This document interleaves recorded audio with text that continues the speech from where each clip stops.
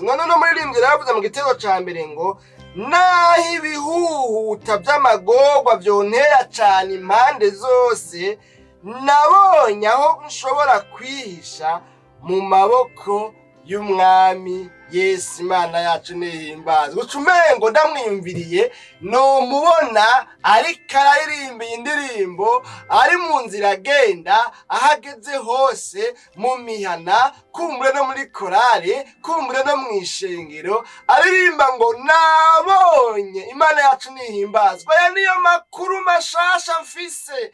Nahora mbayeho ntafise ikintu kinkingira, nahora mbayeho ntafise umuprotecteur, nahora mbayeho ntafise inkinzo, nahora mbayeho ntafise blende, nahora mbayeho ntafise igihome kinkingira. Ariko uyu munsi sinzi ko yari yabihishuriwe, sinzi ko yabibwiwe n'Imana, sinzi ingene vyagenze, ariko ngo arabona, novuga ngo arerekwa, arahishurirwa, aremezwa neza ko hariho ahantu ashobora kwihisha, ahantu ashobora kwikinga, ahantu ata kintu na kimwe comukorako, mu bwigobeko bw'isumba vyose, ko ariho yibereye kandi ibibazo vyohamusanga bitomushikira, bitomuronka akabero. Imana yacu nihimbazwe. Yanka kuvyigumana rero, ashira ko araririmba mu ndirimbo yiwe. Umuririmbyi aravuga ngo nabonye aho nshobora kwihisha, yemwe bene data, yemwe abo dusangiye urugendo, nabonye aho nshobora kwihisha ni mu maboko y'umwami Yesu.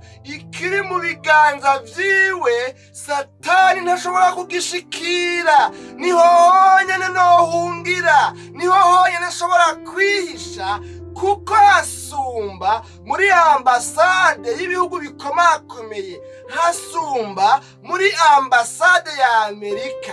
Muri ambasade ya Amerika wohungirayo, hanyuma ubumwe bw'ibihugu n'ibindi bukaja amanama, bukavuga amakosa wakoze, hanyuma bakagukurayo, ugacibwa urubanza. Vyama vyabaye abantu bagasaba ubuhungiro mu bihugu kanaka, bwaca kabiri ukumva ngo ca gihugu bari bahungiyemwo vyabaye ngombwa yuko gitanga barya abantu, naho cari cabahaye ubuhungiro, ariko casanze hariho ibintu birakurikirana kandi bitegerezwa kubashikako. Imana yacu nidutabare.